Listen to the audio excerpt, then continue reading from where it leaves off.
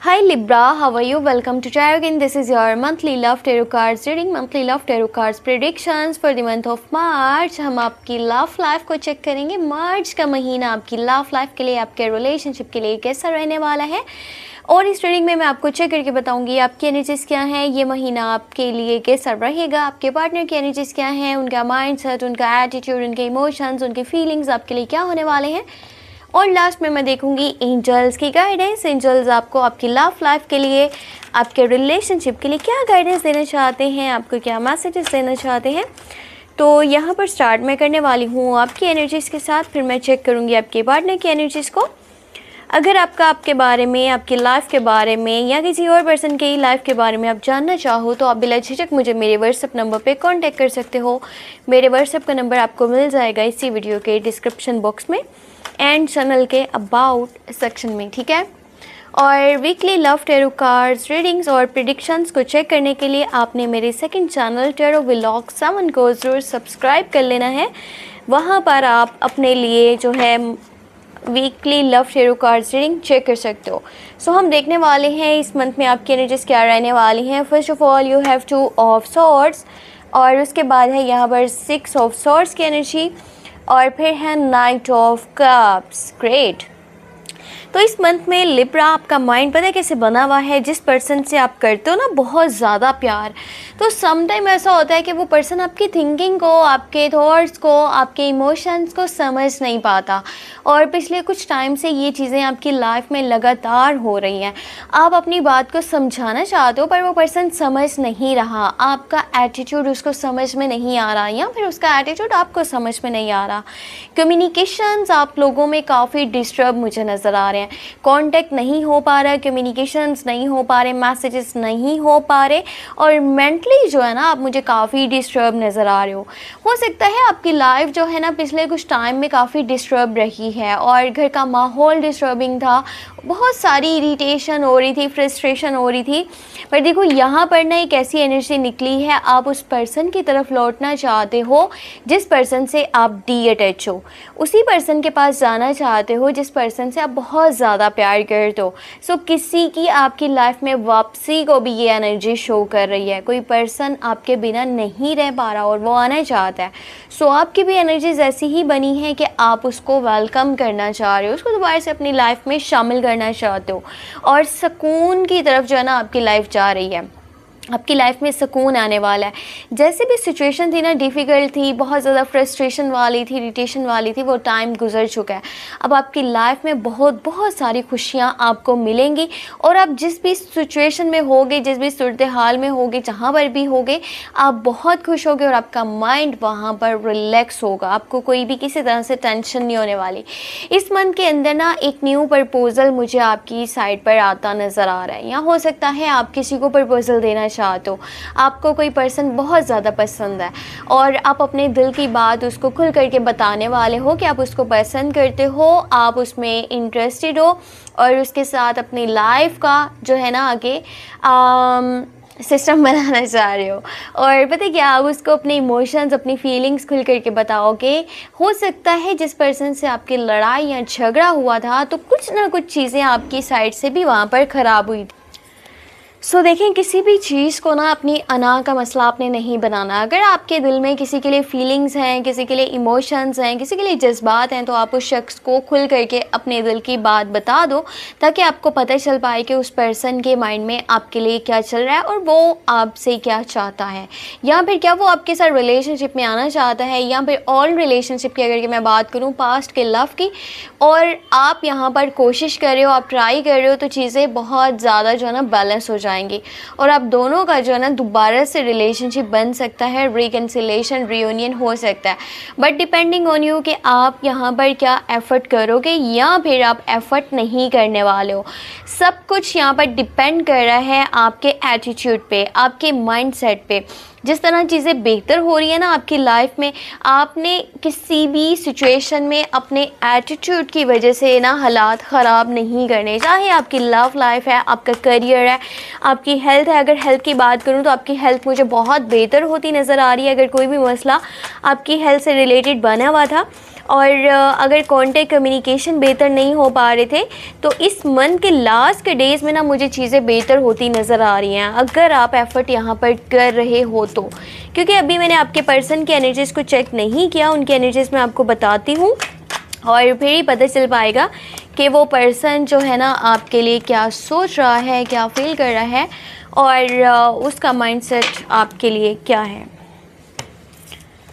Okay तो यहाँ पर 3 कार्ड्स को हम लेने वाले हैं। ग्रेट, एस ऑफ कप्स की एनर्जी निकली है। जैसा कि मैंने आपको यहाँ बताया था एनर्जीज में कि उस पर्सन की वापसी होने वाली है, वो शख्स आपके पास वापस आ सकता है जिससे आप डी-अटैच हो, आप नो कांटेक्ट में हो, ठीक है। ये कैसे रिलेशनशिप को शो करता है जिससे आप अभी नहीं जुड़े हुए, उस पर्सन की आपकी लाइफ में वापसी को शो करता है। और जब दोबारा से रिलेशन बनेगा तो बहुत सारा प्यार होगा, बहुत सारा केयर होगा, बहुत सारा सपोर्ट, अगर रोमांस है और यहाँ पर एक दूसरे के साथ अंडरस्टैंडिंग बहुत अच्छी है। 7 ऑफ कप्स की एनर्जी निकली आपके पार्टनर वाली साइड से, उसके बाद 10 ऑफ पेंटिकल है। तो देखो यहाँ चीज़ों को समझना हमारे लिए बहुत इंपॉर्टेंट है। इस पर्सन के पास ना आपके अलावा भी ऑप्शंस मौजूद हैं, आपके अलावा भी इसके पास चॉइसेस हैं, ठीक है, एक से ज़्यादा। अब चाहे इसके पास ऑप्शंस हैं, ये इसकी फैमिली अपनी मर्ज़ी से कहीं पर करवाना चाह रही है रिश्ता, या फिर इनको प्रेशराइज़ किया जा रहा है, या वैसे इनके पास ऑप्शंस अब बनने वाले हैं, पर ये पर्सन ना आपको ही प्रायोरिटी रखेगा। यहाँ पर 10 ऑफ पेंटिकल की एनर्जी निकली है, यहाँ पर शादी की एनर्जी है, लॉन्ग टर्म की कमिटमेंट की एनर्जी है, स्टेबिलिटी है, एक दूसरे के साथ बहुत ज़्यादा जो है ना आप लोगों का अटैचमेंट है, आप लोग एक दूसरे के बिना नहीं रह पाते। और ये पर्सन आपके साथ शादी करना चाहता है, आपके साथ अपनी फैमिली बनाना चाहता है। कहीं ना कहीं जो है ना इसका माइंड थोड़ा अपने करियर वाली साइड पर भी लगा हुआ है। ये बहुत सारा पैसा कमाना चाहता है, इसको नाम चाहिए, इसको फेम चाहिए और इसको अपनी लाइफ में ना हर वो चीज़ चाहिए जो कि इसके सुकून और आराम का बाइस हो सकती है, वो चीज़ें जो पैसे से जुड़ी हुई हैं। सो ये बहुत सारा पैसा कमाना चाहता है अपनी आने वाली ज़िंदगी के लिए, अपनी शादी के लिए और अपनी फैमिली के लिए।